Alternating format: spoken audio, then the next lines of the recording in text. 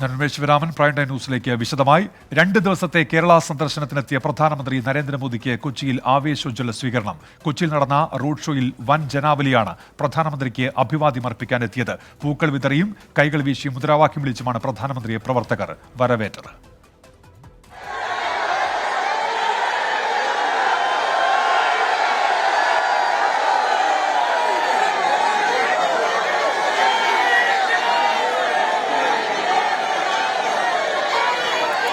നെടുമ്പാശ്ശേരി വിമാനത്താവളത്തിലെത്തിയ പ്രധാനമന്ത്രിയെ മുഖ്യമന്ത്രി പിണറായി വിജയൻ, ഗവർണർ ആരിഫ് മുഹമ്മദ് ഖാൻ, കേന്ദ്രമന്ത്രി വി മുരളീധരൻ ഉൾപ്പെടെയുള്ളവർ ചേർന്ന് സ്വീകരിച്ചു. ഹെലികോപ്റ്ററിൽ കൊച്ചി നാവികസേന ആസ്ഥാനത്തേക്ക് 7:15 നാവികസേന ആസ്ഥാനത്ത് പ്രധാനമന്ത്രിയെ വഹിച്ചുള്ള ഹെലികോപ്റ്റർ എത്തി.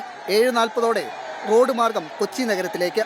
KPCC ജംഗ്ഷനിൽ നിന്ന് തുറന്ന വാഹനത്തിൽ വഴിയോരങ്ങളിൽ കാത്തുനിന്ന പ്രവർത്തകരെ അഭിവാദ്യം ചെയ്ത് പ്രധാനമന്ത്രിയുടെ റോഡ് ഷോ.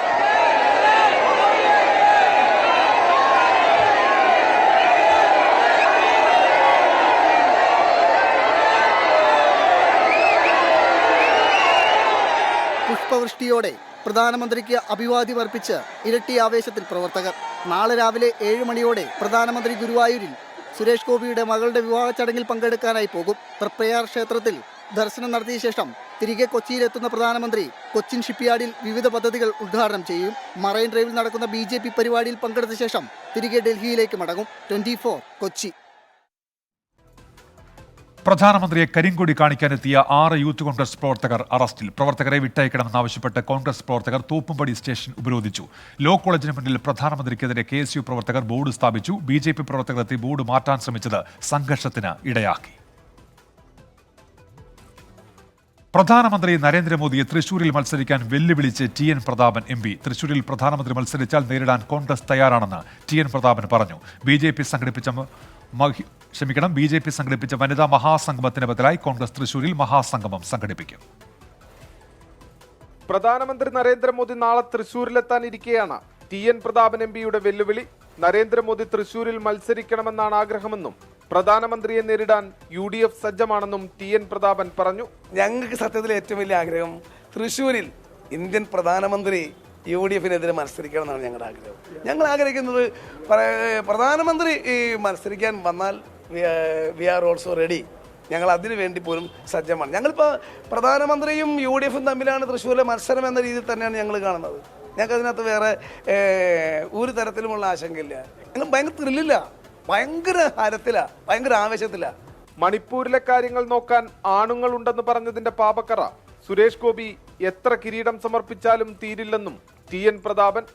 മണിപ്പൂർ വിഷയത്തിൽ അദ്ദേഹത്തിൻ്റെ മൗനവും അസാന്നിധ്യവും അദ്ദേഹത്തിൻ്റെ നിസ്സംഗതയും അവിടെ എന്ത് വേണമെങ്കിലും ആയിക്കോട്ടെ അവിടെ നോക്കാൻ വേറെ ആളുകളുണ്ട് എന്നുള്ള പ്രചരണവുമൊക്കെ ഏതെങ്കിലും ഒരു കിരീടം കൊണ്ടോ വഴിപാട് കൊണ്ടോ അതിൻ്റെ പാപക്കറ കഴുകിക്കളയാൻ ഇന്ത്യയുടെ പ്രധാനമന്ത്രിക്കും BJPക്കും RSS സംഘപരിവാർ ശക്തികൾക്ക് കഴിയില്ല.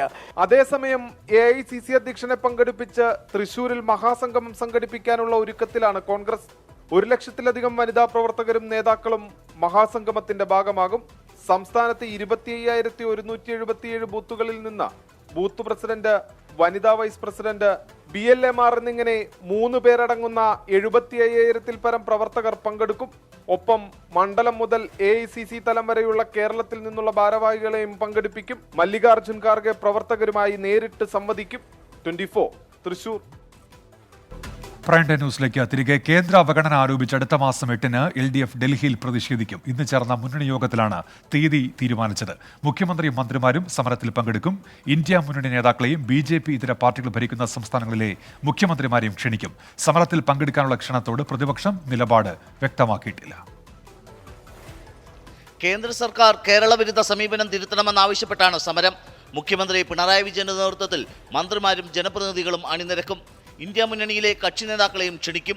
BJP ഭരിക്കുന്നതടക്കം എല്ലാ സംസ്ഥാനങ്ങളിലെയും മുഖ്യമന്ത്രിമാർക്ക് കേരളത്തിന് നിലപാടറിയിച്ച് കത്തയക്കും. ജന്തർ മന്ദറാണ് സമരകേന്ദ്രം. പ്രതിപക്ഷ സഹകരണം തേടി മുഖ്യമന്ത്രി നേതാക്കളുമായി ചർച്ച നടത്തിയിരുന്നു. കേന്ദ്ര നയത്തിൽ പ്രശ്നമുണ്ടെന്നും അതേസമയം എല്ലാം കേന്ദ്രത്തിന്റെ തലയിൽ കെട്ടിവെക്കാനാകില്ലെന്നുമാണ് പ്രതിപക്ഷ നിലപാട്.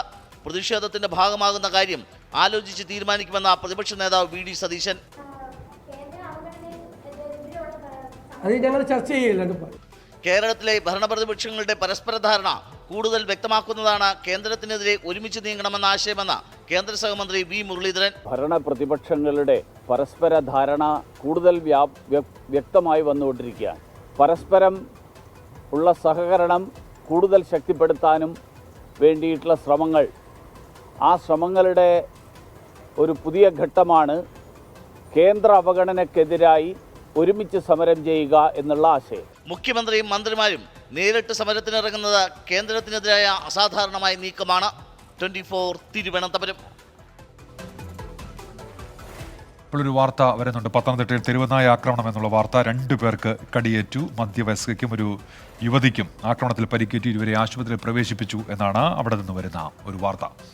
സംസ്ഥാനത്ത് റേഷൻ ട്രാൻസ്പോർട്ടേഷൻ കരാറുകാർ നടത്തിവന്ന അനിശ്ചിതകാല സമരം പിൻവലിച്ചു. ഭക്ഷ്യമന്ത്രി GR അനിൽ ഇടപെട്ട് നവംബർ മാസത്തെ കരാർ കുടിശ്ശിക അനുവദിച്ചതോടെയാണ് സമരം പിൻവലിച്ചത്. ഡിസംബർ മാസത്തെ കുടിശ്ശിക അടിയന്തരമായി അനുവദിക്കുമെന്ന് മന്ത്രി കരാറുകാർക്ക് ഉറപ്പ് നൽകി.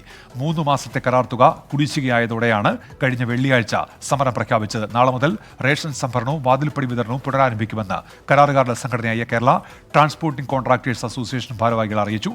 അനാവശ്യമായ സമരരീതികളെ കർശനമായി നേരിടുമെന്നും ഇത്തരക്കാർക്കെതിരെ നിയമപരമായ നടപടി സ്വീകരിക്കും മന്ത്രി GR അനിൽ അറിയിച്ചു. ഇപ്പോൾ വരുന്ന വാർത്തയിലേക്ക്. താമരശ്ശേരി ചുരം 1-ാം വളവിന് സമീപം പിക്കപ്പ് താഴേക്ക് മറിഞ്ഞ അപകടം. കർണാടക സ്വദേശികളായ 2 പേരാണ് ഈ വാഹനത്തിലുണ്ടായിരുന്നത്. ഒരാൾക്ക് നിസ്സാര പരിക്കേറ്റു. പുതുപ്പാടിയിലെ സ്വകാര്യ ആശുപത്രിയിലേക്ക് ഇദ്ദേഹത്തെ മാറ്റി. രാഹുൽ സുരേഷ് കോഴിക്കോട്. രാഹുൽ, വിവരങ്ങൾ. ഉന്മേഷ്, താമരശ്ശേരി ചുരം 1-ാം വളവിന് സമീപമുള്ള ചിന്നാം പാലത്തിൽ നിന്നാണ് പിക്കപ്പ് വാഹനം താഴേക്ക് മറിഞ്ഞിട്ടുള്ളത്. വാഴക്കുല കയറ്റി വന്ന പിക്കപ്പാണ് അപകടത്തിൽപ്പെട്ടത്. കർണാടക സ്വദേശികളായ 2 പേരായിരുന്നു ഈ വാഹനത്തിലുണ്ടായിരുന്നത്. ഇതിൽ ഒരാൾക്ക് നിസ്സാര പരിക്കേറ്റിട്ടുണ്ട്. ഇയാളെ പുതുപ്പാടിയിലെ സ്വകാര്യ ആശുപത്രിയിൽ പ്രവേശിപ്പിച്ചു. ഒരാൾക്ക് പരിക്കേൽക്കാതെ രക്ഷപ്പെടുത്തിയിട്ടുണ്ട്. ചുരം NRDF പ്രവർത്തകരാണ് രക്ഷാപ്രവർത്തനം നടത്തിയത്. വാഹനം നിയന്ത്രണം വിട്ടാണ് മറിഞ്ഞതെന്ന പ്രാഥമികമായ വിവരമാണ് നമുക്ക് ലഭിക്കുന്നത്. ഈ വാഹനത്തിനും കാര്യമായ കേടുപാടുകൾ സംഭവിച്ചിട്ടുണ്ട്. ശരി, രാഹുൽ സുരേഷാണ് വിവരങ്ങൾ നൽകിയത്. KLF വേദിയിലെ രാഷ്ട്രീയ വിമർശനത്തിൽ MT വാസുദേവൻ നായർക്കെതിരെ G സുധാകരൻ. ഭരണവും സമരവും എന്തെന്ന് പഠിപ്പിക്കാൻ MT വരേണ്ട. ചില സാഹിത്യകാരന്മാർക്ക് ഉൾവിളിയാണ്. MT പറഞ്ഞപ്പോൾ ആറ്റം ബോംബ് വീണു എന്ന് പറഞ്ഞാണ് ചർച്ച. MTയുടെ വിമർശനം ഏറ്റുപറഞ്ഞ് സാഹിത്യകാരന്മാർ ഷോ കാണിക്കുന്നുവെന്നും G സുധാകരൻ പരിഹസിച്ചു. അതേസമയം MT വാസുദേവൻ നായരുടെ പ്രസംഗം വിവാദമാക്കേണ്ട എന്നായിരുന്നു മന്ത്രി സജി ചെറിയാന്റെ പ്രതികരണം. മാർക്സിസം പഠിക്കാതെ മാർക്സിസ്റ്റാണ് ഇവിടെ വായിച്ചു പഠിക്കണം. അത് പറയാൻ MT വാസുദേവൻ നായർ പറയേണ്ട കാര്യമില്ല. ഞങ്ങളൊക്കെ നേരത്തെ പറഞ്ഞുകൊണ്ടിരിക്കുന്നത് അദ്ദേഹത്തിൻ്റെ അഭിപ്രായം ഇല്ലെങ്കിലും ഇതൊക്കെ ഞങ്ങൾ ഞങ്ങൾക്കുണ്ട്. അദ്ദേഹം പറയേണ്ട കാര്യം. അദ്ദേഹം എന്തോ പറഞ്ഞപ്പോഴത്തേക്കും ഭയങ്കര ഇളക്കം. അദ്ദേഹത്തിൽ നിന്ന് തോന്നി പറഞ്ഞു തരുന്നത് ഉടനെ കേരളത്തിലെ സാഹിത്യകാരന്മാർക്ക് അന്നേരമാണ് ഉൾപ്പെടി ഓരോരുത്തരും പറഞ്ഞു തുടങ്ങാം. ഇതുവരെ എന്താ പറയുന്നത്? അത് തന്നെ കീരിത്വമാണ്. പറയണമെന്നല്ല, ഇപ്പം പറയാനുണ്ടായത് എന്താ നേരത്തെ പറയാനേ. അതും വെറുതെ ഷോയാണ്. അപ്പോൾ അതൊക്കെ വലിയ വിപ്ലവമാണ്. അതൊക്കെ എല്ലാവർക്കും അറിയാവുന്ന അദ്ദേഹം നല്ല കാര്യം. ഇതൊന്നും പറഞ്ഞില്ല. എല്ലാവർക്കും അഭിപ്രായ സ്വാതന്ത്ര്യമുണ്ട്. അവിടെ എല്ലാ അഭിപ്രായവും അവർ പറയട്ടെ. MT പറയാൻ MTക്ക് അധികാരമുണ്ട്, അവകാശമുണ്ട്. അത് പറയട്ടെ. അത് പറയുന്നത് അദ്ദേഹത്തിൻ്റെ സ്വാതന്ത്ര്യമല്ലേ. നമ്മളെന്തിനാ അതിനെപ്പറ്റി ചുഴിഞ്ഞ് ആലോചിക്കേണ്ട കാര്യം? സുധാകരൻ സാറിനോട് തന്നെ ചോദിക്കണം എന്താ പറയുന്നത്. ലോക്സഭാ തെരഞ്ഞെടുപ്പ് അടുക്കവെ KPCC രാഷ്ട്രീയകാര്യ സമിതി പുനഃസംഘടിപ്പിച്ചു. ഡോക്ടർ ശശി തരൂർ MPയും പത്മജ വേണുഗോപാലും ചെറിയാൻ ഫിലിപ്പും സമിതിയിലുണ്ട്. രാജിവെച്ച VM സുധീറിനെ വീണ്ടും ഉൾപ്പെടുത്തി.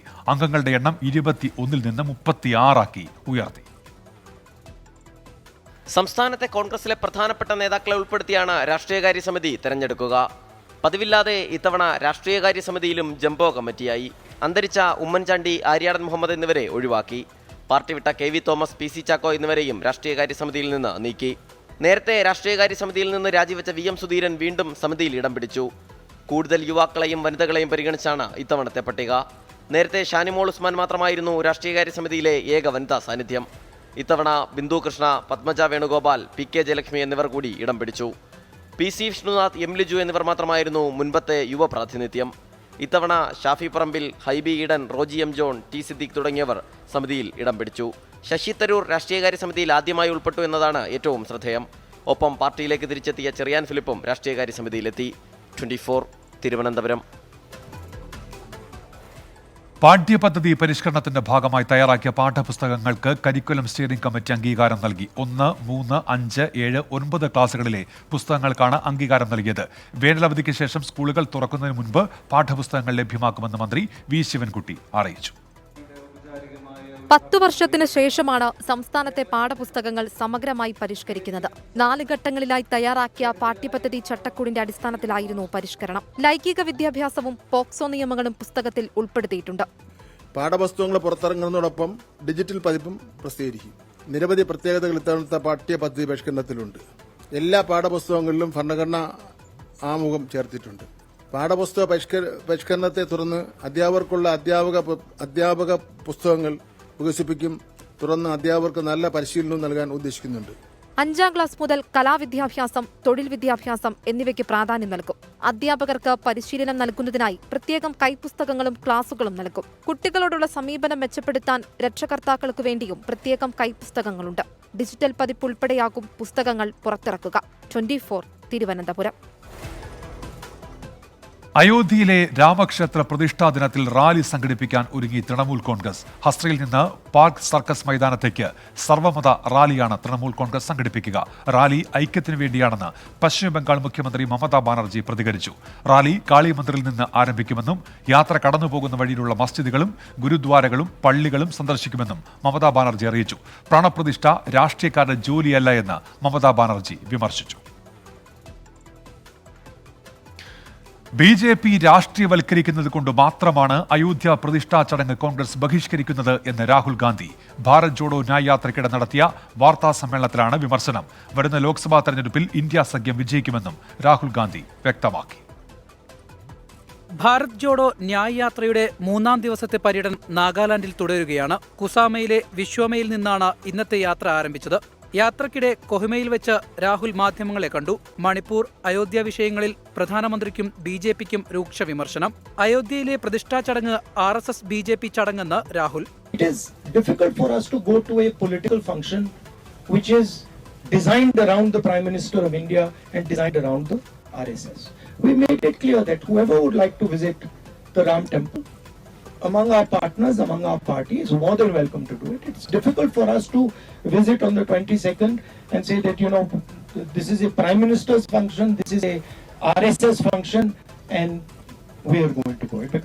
It's not possible. പ്രധാനമന്ത്രി മണിപ്പൂർ സന്ദർശിക്കാത്തത് നാണക്കേടെന്നും രാഹുൽ ഗാന്ധി കുറ്റപ്പെടുത്തി. ലോക്സഭാ തെരഞ്ഞെടുപ്പിൽ ഇന്ത്യ സഖ്യം വിജയിക്കുമെന്നും Rahul Gandhi. Yeah, I mean, the status of the India alliance is very good. We are in conversation with our partners. The issue of seat sharing is being taken up. Those discussions are ongoing and I think they're going quite well. And they're relatively easy discussions to have. So I'm quite confident that they will be resolved. Hindustan ki state mein Bharat Jodo Nyay യാത്രയിലെ ബസ്സിനെതിരായ വിമർശനങ്ങൾ AICC general secretary KC Venugopal തള്ളി. ഇത് സാധാരണക്കാരന്റെ ഖജനാവിൽ നിന്നുള്ള പൈസ എടുത്തിട്ടുണ്ടാക്കുന്നതല്ല ഇത്. മനസ്സിലായല്ലോ. പിന്നെ ഞങ്ങൾ ഈ പറയുന്നത് ഇത് ആഡംബരമാണെന്ന് ഏതെങ്കിലും ഒരാൾ വന്ന് പറയട്ടെ. ആ ബസ് ബാലിശമായ കാര്യങ്ങളാണെന്ന് മാത്രമല്ല, അവർക്കിപ്പം വിരോധം രാഹുൽ ഗാന്ധിയോടാണല്ലോ, മോഡിയോടല്ലല്ലോ. യാത്രക്കിടെ വടക്കു കിഴക്കൻ സംസ്ഥാനങ്ങളിലെ റോഡുകളുടെ ശോച്യാവസ്ഥ വ്യക്തമാക്കുന്ന ദൃശ്യങ്ങൾ കോൺഗ്രസ് പങ്കുവച്ചു. മികച്ച റോഡുകൾ ഉണ്ടാക്കിയെന്ന് BJP അവകാശപ്പെടുമ്പോഴും യാഥാർത്ഥ്യം അതല്ലെന്ന് മുതിർന്ന കോൺഗ്രസ് നേതാവ് ജയറാം രമേശ് പറഞ്ഞു. നിതിൻ അംബുജൻ, 24 നാഗാലാൻഡ്. ശ്രീരാമ ദർശനം എല്ലാവരുടെയും ജീവിതത്തിന് പ്രചോദനമാകുമെന്ന് പ്രധാനമന്ത്രി നരേന്ദ്രമോദി. രാജ്യം മുഴുവൻ ശ്രീരാമ ആഘോഷങ്ങളാണ്. സദ്ഭരണത്തിന്റെയും സാമൂഹിക ജീവിതത്തിന്റെയും പ്രതീകമാണ് ശ്രീരാമനെന്നും പ്രധാനമന്ത്രി കൂട്ടിച്ചേർത്തു. आजकल तो पूरा देश राममय है, राम जी की भक्ति में सराबोर है. लेकिन साथियों, प्रभु श्री राम का जीवन विस्तार, उनकी प्रेरणा, आस्था भक्ति के दायरे से कहीं ज्यादा है. प्रभु राम गवर्नेंस के, समाज जीवन में सुशासन के ऐसे प्रतीक हैं जो आपके संस्थान के लिए भी बहुत बड़ी प्रेरणा बन सकते हैं. അയോധ്യ രാമക്ഷേത്ര പ്രതിഷ്ഠാ ദിനത്തിൽ എല്ലാവരും വീടുകളിൽ വിളക്ക് തെളിയിക്കണമെന്ന ഗായിക KS ചിത്രയുടെ വീഡിയോ സന്ദേശത്തിൽ വിവാദം തുടരുന്നു. ചിത്രയുടെ ആഹ്വാനത്തിന് പിന്നാലെ സമൂഹ മാധ്യമങ്ങളിലടക്കം ചർച്ചകൾ പുരോഗമിക്കുകയാണ്. ഇതിനിടെ ഗായികയെ അനുകൂലിച്ചും പ്രതികൂലിച്ചും രാഷ്ട്രീയ, സാമൂഹിക, സാംസ്കാരിക മേഖലകളിലെ പ്രമുഖർ രംഗത്തെത്തി. നമസ്കാരം. അയോധ്യ രാമക്ഷേത്ര പ്രതിഷ്ഠാ ദിനത്തിൽ രാമനാമം ജപിക്കണമെന്നും വീടുകളിൽ വിളക്ക് തെളിയിക്കണമെന്നുമായിരുന്നു ഗായിക KS ചിത്രയുടെ ആഹ്വാനം. ഈ വീഡിയോ പുറത്തു വന്നതോടെയാണ് വിവാദങ്ങളുടെ തുടക്കം. അയോധ്യയിൽ നിന്നുള്ള പൂജിച്ച അക്ഷതം ചിത്ര ഏറ്റുവാങ്ങുന്ന ചിത്രവും പുറത്തു വന്നിരുന്നു. അയോധ്യയിൽ പ്രതിഷ്ഠാ ദിനം ജനുവരി 22 നടക്കുമ്പോൾ ഉച്ചയ്ക്ക് 12:20 ശ്രീരാമ ജയരാമ ജയ ജയ രാമ എന്ന രാമമന്ത്രം ജപിച്ചുകൊണ്ടിരിക്കണം എല്ലാവരും. പിന്നാലെ സമൂഹ മാധ്യമങ്ങളിലൂടെ ചിത്രയ്ക്കെതിരെ വിമർശനമുയർന്നു. ചരിത്രം മനസ്സിലാക്കാതെയാണ് സംസാരിക്കുന്നതെന്നായിരുന്നു വിമർശനം. ഇതിനിടയിൽ അഭിപ്രായത്തെ പിന്തുണച്ചും നിരവധി പേർ രംഗത്തെത്തി. രാഷ്ട്രീയാഭിമുഖ്യം ചിത്രയ്ക്കില്ലെന്നും ഭക്തി മാത്രമാണ് പ്രതിഫലിച്ചത് എന്നുമായിരുന്നു G വേണുഗോപാലിന്റെ ഫേസ്ബുക്ക് പോസ്റ്റ്. ചിത്രയുടെ പരാമർശം വിവാദമാക്കേണ്ടതില്ലെന്നും വിശ്വാസമുള്ളവർക്ക് അയോധ്യയിൽ പോകാമെന്നുമായിരുന്നു സാംസ്കാരിക മന്ത്രി സജി ചെറിയാന്റെ നിലപാട്. അതിൽ വിശ്വാസമുള്ളവർക്ക് അവരുടെ അഭിപ്രായം പറയുന്നതിന് നമുക്കെന്തിനാ എതിർക്കേണ്ടത്? അവരവരുടെ വിശ്വാസത്തിന്റെ ഭാഗമായി അഭിപ്രായം പറയും. വിശ്വാസമുള്ളവർക്ക് അവിടെ പോകാം. ചിത്രയ്ക്കെതിരായ വിമർശനം കേരളത്തിന് യോജിച്ചതല്ലെന്നായിരുന്നു കേന്ദ്രമന്ത്രി V മുരളീധരന്റെ വിമർശനം. അപ്പോൾ കേരളം ഹൈന്ദവ വിശ്വാസികളായിട്ടുള്ള ആളുകൾക്ക് പുറത്തിറങ്ങാൻ പറ്റാത്ത സ്ഥലം, അവർക്ക് പ്രതികരിക്കാൻ പറ്റാത്ത സ്ഥലമാണ് എന്നുള്ള ധാരണ സൃഷ്ടിക്കാനാണ് ശ്രമിക്കുന്നതെങ്കിൽ അതിനെ ഒരു കാരണവശാലും അംഗീകരിക്കാനാവില്ല. ഗായികയ്ക്കെതിരായ സൈബർ ആക്രമണത്തെ പ്രതിപക്ഷ നേതാവ് VD സതീശനും വിമർശിച്ചു. മലയാളത്തിലെ എല്ലാവരും ഇഷ്ടപ്പെടുന്ന പാട്ടുകാരിയാണ്. അവർക്ക് സ്വന്തം അഭിപ്രായം അവർ പറയട്ടെ. അഭിപ്രായത്തോട് നമുക്ക് യോജിക്കണമെന്നില്ലല്ലോ. നമുക്കെതിരായിട്ട് അഭിപ്രായം പറഞ്ഞു കഴിഞ്ഞാൽ പിന്നെ അവരെ അങ്ങോട്ട് ഫിനിഷ് ചെയ്യാണ്. വിവാദത്തിൽ ചിത്രയ്ക്കൊപ്പമാണെന്ന നടിയും ദേശീയ വനിതാ കമ്മീഷൻ അംഗവുമായ ഖുഷ്ബുവും നിലപാടെടുത്തു. പ്രധാനമന്ത്രിയുടെ പരിപാടിയിൽ പങ്കെടുത്തതിന് ശോഭനയ്ക്കും നേരത്തെ സൈബർ ആക്രമണങ്ങൾ നേരിടേണ്ടി വന്നിരുന്നു. 24 തിരുവനന്തപുരം. പത്തനംതിട്ടയിൽ വീണ്ടും തെരുവുനായ ആക്രമണം, 2 പേർക്ക് കടിയേറ്റു. വിശദാംശങ്ങളുമായി ഇപ്പോൾ ശ്രീജി ശ്രീകുമാരൻ ചേരുന്നതിന് മുൻപ് പ്രതികരണത്തിലേക്ക്. വനഞ്ചൂഴി അങ്ങനെ വഞ്ചിപ്പടി അംഗനവാടി അതിൻ്റെ ഭാഗത്തായിട്ട് പട്ടിയുണ്ട്, ഒത്തിരി പട്ടിയുണ്ട്. അതേപോലെ സ്കൂൾ കുട്ടികൾ നടന്നു പോകുന്ന പ്രമാട നേതാജി സ്കൂളിൽ പോകുന്ന വഴിക്ക് ആ ഭാഗത്തും പട്ടിയുടെ ശല്യം വളരെ രൂക്ഷമായിട്ടുണ്ട്. ഇതിനെതിരെ ശക്തമായ നിയമ നടപടികൾ അല്ലെങ്കിൽ അതിന് നടപടികൾ സ്വീകരിക്കണമെന്ന് പറഞ്ഞുകൊള്ളുന്നു. ശ്രീകുമാരൻ, വിവരങ്ങൾ. ഇന്ന് ഏതാണ്ട് ഒരു 8 മണിയോടുകൂടിയാണ് ഇത്തരത്തിലൊരു തെരുവുനായ ആക്രമണം ഉണ്ടായത്. വലിയ തോതിൽ ലത മണിയമ്മ, അതിൽ മണിയമ്മ ഒരു മധ്യവയസ്കയാണ്, ലത ഒരു യുവതിയാണ്. 2 പേരുടെയും കൈക്കാണ് കടിയേറ്റിരിക്കുന്നത്. തെരുവുനായകൾ ഈ പ്രദേശങ്ങളിൽ വ്യാപകമാണെന്ന പരാതി പഞ്ചായത്തിനും അതുപോലെ തന്നെ പ്രദേശവാസികൾക്കുമൊക്കെ ഉണ്ട്.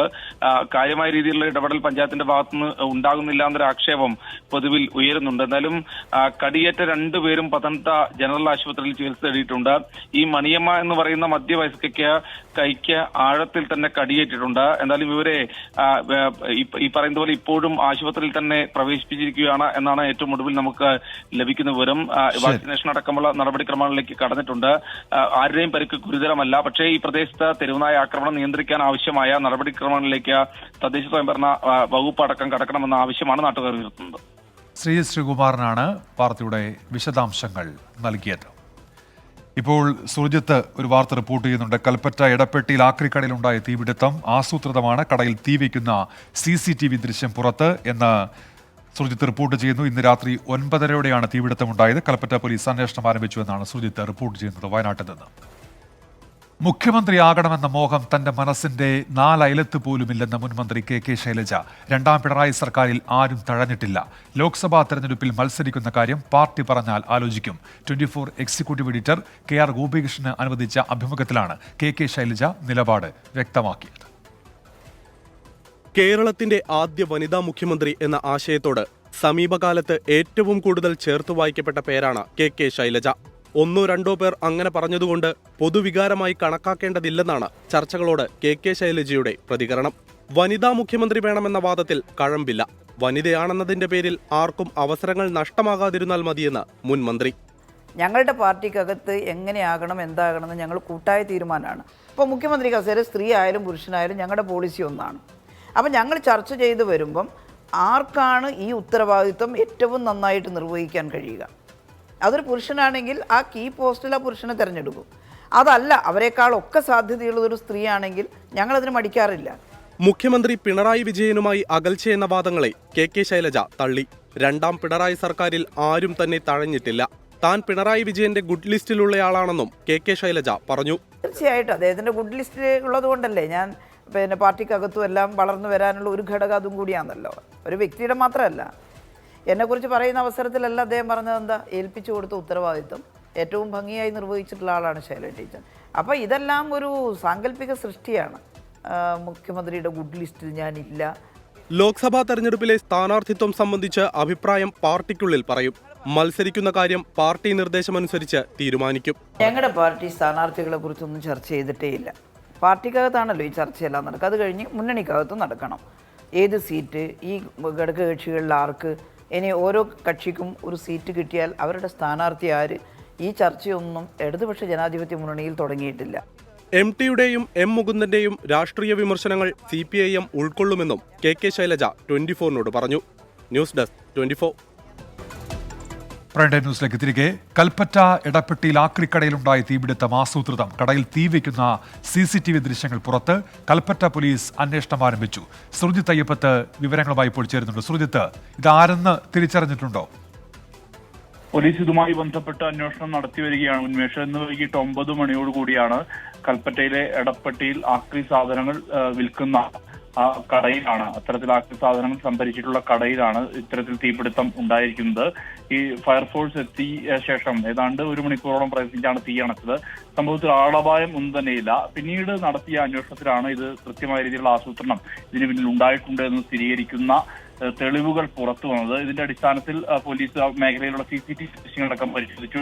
ആ CCTV ദൃശ്യങ്ങളിലാണ് ഒരാൾ നടന്ന് വരികയും അതിനുശേഷം കയ്യിൽ കരുതിയ എന്തോ ഉപയോഗിച്ച് കത്തിക്കുകയുമാണ് ചെയ്യുന്നത്. ആ ദൃശ്യങ്ങളിൽ ഇത് വ്യക്തമാണ്. ഇത് ആരാണെന്ന് സംബന്ധിച്ചുള്ള അന്വേഷണം പോലീസ് ഇപ്പോൾ നടത്തി വരികയാണ്. കൽപ്പറ്റയിൽ നിന്നുള്ള പോലീസ് സംഘം സ്ഥലത്തെത്തി പരിശോധന നടത്തി. ഫയർഫോഴ്സ് നടപടിക്ക് ശേഷമാണ് പരിശോധന നടത്തിയത്. ഈ പരിശോധനയിലാണ് ഇത്തരത്തിൽ CCTVയിൽ കൃത്യമായ രീതിയിൽ തന്നെ ഇതിന് പിന്നിൽ ആസൂത്രണം ഉണ്ട് എന്ന തരത്തിലുള്ള സൂചനകൾ ലഭ്യമാകുന്ന വിവരങ്ങൾ, അത്തരത്തിൽ കൃത്യമായ ദൃശ്യം പോലും ലഭിച്ചിരിക്കുന്നു. എന്തായാലും ഇതുമായി ബന്ധപ്പെട്ട് പോലീസ് ഇപ്പോൾ നിലവിൽ അന്വേഷണം നടത്തി വരികയാണ്. ഉന്മേഷം. ശരി, സുർജിത്ത് അയ്യപ്പത്താണ് വിവരങ്ങൾ നൽകിയത്. മലയാള കവിതയുടെ കാൽപ്പനിക വസന്തത്തിന് തുടക്കം കുറിച്ച മഹാകവി കുമാരനാശാന്റെ ജീവിതം ആരംഭിക്കുന്നത് തിരുവനന്തപുരം ജില്ലയിലെ കായിക്കരയിലാണ്. കൗമാരക്കാലം വരെ കായിക്കരയും അവിടുത്തെ മനുഷ്യരുമാണ് ആശാനെ പരുവപ്പെടുത്തിയത്. കയറും കൃഷിയും മത്സ്യബന്ധനവും ഉപജീവന മാർഗമായ ഒരു ദേശത്തെ മനുഷ്യർ മഹാകവിയായ കുമാരനാശാനെ അടയാളപ്പെടുത്തുന്നത് ഒരു സ്മാരകത്തിന്റെ രൂപത്തിലാണ്.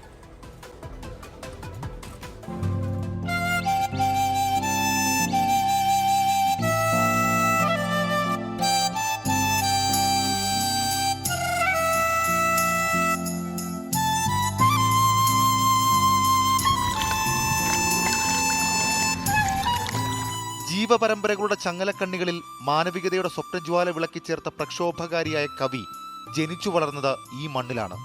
കവിതയുടെ പ്രിയപ്പെട്ട മണ്ണ്.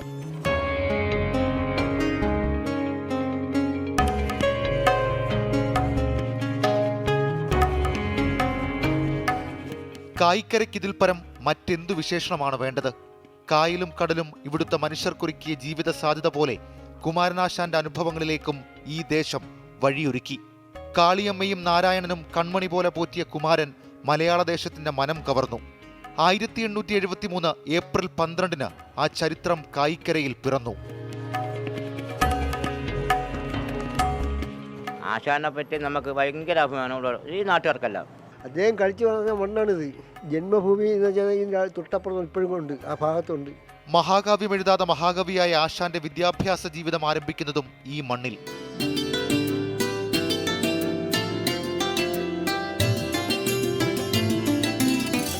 തുണ്ടത്തിൽ പെരുമാളാശാന്റെ കുടിപ്പള്ളിക്കുടം പതുക്കെ പതുക്കെ പ്രൈമറി സ്കൂളായി മാറി. അത് കുമാരനാശാന്റെ ജീവിതത്തെയും സ്വാധീനിച്ചു. 11ാം വയസ്സിൽ 2ാം തരത്തിൽ ചേർന്നു. ഇന്നത് ആശാൻ മെമ്മോറിയൽ ഗവൺമെന്റ് LPS സ്കൂളാണ്. നെടുനീളമുള്ള ഒരു ഓല കെട്ടിടമായിരുന്നു, നെടുനീളമായിരുന്നു. ഓരോ ക്ലാസ് അന്ന് ഈ പാ വെച്ച് മറച്ചിട്ടുള്ള ഇതാണ്. ഓരോ ക്ലാസ്സുകൾ 4ാം ക്ലാസ് വരെ ഉള്ളു. ആശാന്റെ ചിന്തകൾക്ക് തീ പടർത്തിയത് ഈ നാട് തന്നെയാണ്. ഈ ചെമ്പകത്തറയിലിരുന്ന് കടലിൻ്റെയും കായലിൻ്റെയും മലനിരകളുടെയും ശാന്തതയിൽ ആശാൻ ചിന്തകൾ കൊണ്ട് വിസ്മയിപ്പിച്ചു. ഇതിൻ്റെ അടുത്താണ് ഈ മരങ്ങൾ നിൽക്കുന്ന 2 മരം. അത് ഇത്രയും കാലത്ത് പഴക്കമുണ്ട്. ഇപ്പം ഇലയൊക്കെ പൊഴിഞ്ഞിട്ട് നിറയെ പൂത്ത് നിൽക്കുന്ന സമയമാണ്.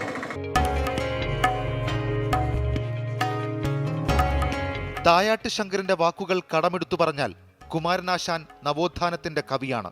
സ്തോത്രകൃതികളിലായിരുന്നു തുടക്കം. വീണപൂവിന് ശേഷം ലൗകികവും ആത്മീയവുമായ വ്യക്തി നിരീക്ഷണവും ഉണ്ടായി. പിന്നാലെ ജീവിതത്തിലേക്ക് മനുഷ്യന്റെ വേദനകൾ പതിയുകയാണ്.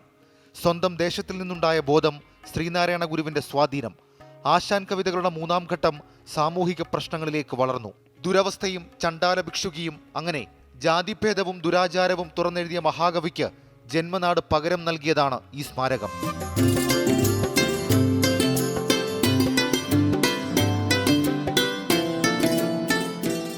ജലാശയങ്ങൾക്ക് നടുവിൽ ജനിച്ചു വളർന്നൊരു മനുഷ്യനെ കയം കവർന്നത് 100 വർഷങ്ങൾക്കിപ്പുറവും ഇവിടുത്തെ മനുഷ്യർക്കൊരിക്കലും തീരാത്ത നോവാണ്. അന്നത്തെ ആൾക്കാർക്ക് ഉൾപ്പെടെ അതിശയം തോന്നുന്നത് ഈ കായിക്കര കായലിൻ്റെ അവിടുന്ന് അങ്ങ് അകത്തുമുറി വരെ ഒരാളിനെ ചുമലിലേന്തിക്കൊണ്ട് നീന്തിപ്പോയി തിരിച്ചു വരുന്നത് വരെ ഒരു അനായാസം വന്ന് പോയിക്കൊണ്ടിരുന്ന ഒരു വ്യക്തിത്വമാണ്. കടലിന്റെ സമ്പത്ത്, കായലിന്റെ സമൃദ്ധി, തൊണ്ടുതല്ലിയും കയറുപിരിച്ചും പരുത്തി കൊണ്ടും മെച്ചപ്പെട്ടൊരു ദേശം പിന്നീടറിഞ്ഞത് ആ നിലയിലൊന്നുമല്ല. സാക്ഷാൽ കുമാരനാശാന്റെ കായിക്കര. ആ ദേശം ഇന്നും ആ മഹാകവിയെ നെഞ്ചോട് ചേർക്കുന്നു. ക്യാമറമാൻ സിറിലിനും സതീഷിനുമൊപ്പം ഷഫീദ് റൌത്തർ, 24 തിരുവനന്തപുരം. കുമാരനാശാന്റെ 100ാം ചരമവാർഷികമാണ്. ജാതി വിവേചനത്തിനും പുരുഷാധിപത്യത്തിനുമെതിരായ പോരാട്ടങ്ങളെ പ്രചോദിപ്പിക്കുന്നതാണ് അദ്ദേഹത്തിന്റെ ജീവിതം എന്നാണ് പ്രൊഫസർ MN കാരശ്ശേരി പറഞ്ഞത്. ആശാന്റെ ചിന്താവിഷ്ടിയായ സീത ഉൾപ്പെടെയുള്ള കൃതികളിലെ ആശയം ഇന്നത്തെ സമൂഹത്തിനും പ്രസക്തമാണ്.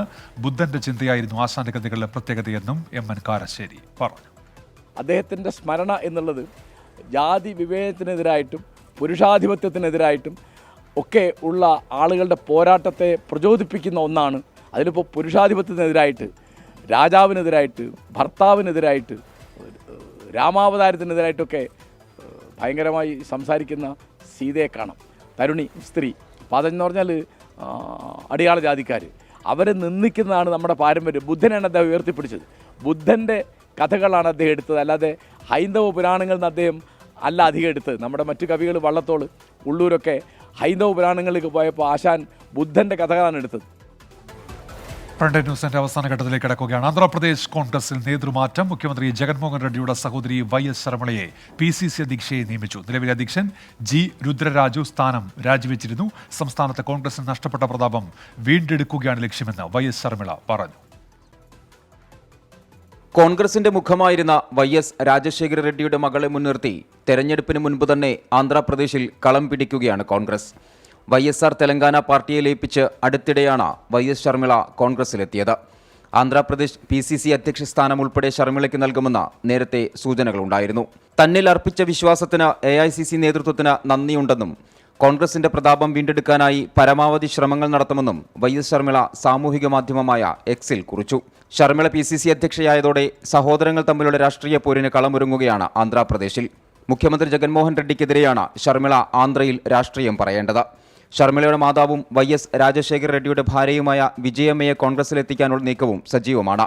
ഈ നീക്കം ഫലം കണ്ടാൽ മകൻ ജഗൻമോഹൻ റെഡ്ഡിക്കെതിരെ മുഖ്യമന്ത്രി സ്ഥാനാർത്ഥിയായി അമ്മ തന്നെ രംഗത്തെത്തും. 24 ചെന്നൈ. നോക്കാം ചില വാർത്തകൾ ചുരുക്കത്തിൽ. സംസ്ഥാനത്ത് IPS തലപ്പത്ത് മാറ്റം. S Shyamsundar Kochi city police commissioner. DYSPമാർക്ക് കൂട്ടസ്ഥലമാറ്റം. 114 പേരെ സ്ഥലം മാറ്റി ഉത്തരവിറക്കിയത് ലോക്സഭാ തെരഞ്ഞെടുപ്പ് പ്രഖ്യാപനത്തിന് മുന്നോടിയായി. 9 പേർക്ക് DYSPമാരായി സ്ഥാനക്കയറ്റം. ജോണി നെല്ലൂർ LDFിലേക്കെന്ന് സൂചന. കേരള കോൺഗ്രസ് എമ്മിൽ തിരികെ എത്താൻ ആലോചന. ഉടൻ സജീവ രാഷ്ട്രീയത്തിലേക്ക് മടങ്ങുമെന്ന് ജോണി നെല്ലൂർ. മാറി നിന്നത് അവഗണന നേരിട്ടത് കൊണ്ടാണെന്നും ജോണി നെല്ലൂർ. ഉത്തരേന്ത്യയിൽ ശൈത്യതരംഗം രൂക്ഷം. പഞ്ചാബിലും ഹരിയാനയിലും റെഡ് അലർട്ട് പ്രഖ്യാപിച്ചു. ഡൽഹിയിൽ ഓറഞ്ച് അലർട്ട്. ഉത്തർപ്രദേശിലെ മധുര കൃഷ്ണ ജന്മഭൂമി കേസിൽ ഷാഹി ഈദ്ഗാഹ് മസ്ജിദിൽ പരിശോധന നടത്താനുള്ള ഉത്തരവ് സുപ്രീംകോടതി മരവിപ്പിച്ചു. പരിശോധനയ്ക്കായി അഭിഭാഷക കമ്മീഷനെ നിയമിച്ച അലഹബാദ് ഹൈക്കോടതി ഉത്തരവാണ് സ്റ്റേ ചെയ്തത്. ഇടുക്കി തൊടുപുഴ വെള്ളിയാമറ്റത്ത് പശുക്കൾ കൂട്ടത്തോടെ ചത്ത കുട്ടി കർഷകർക്ക് നൽകിയ വാക്ക് പാലിച്ച് സർക്കാർ 5 പശുക്കളെ കൈമാറി. ഉയർന്ന ഉൽപാദനശേഷിയുള്ള പശുക്കളെ ക്ഷീരവികസന മന്ത്രി ജെ ചിഞ്ചുറാണി നേരിട്ടെത്തിയാണ് കൈമാറിയത്. നാളെ അറിയാം.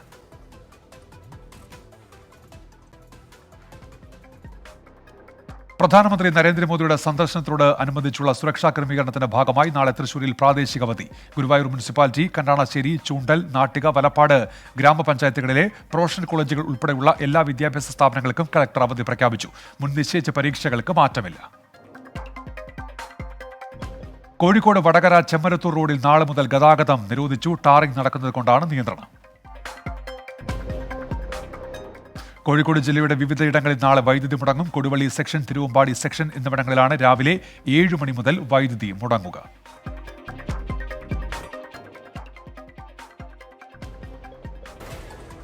ഇതോടെ പ്രൈം ടൈം ന്യൂസ് പൂർത്തിയാകുന്നു.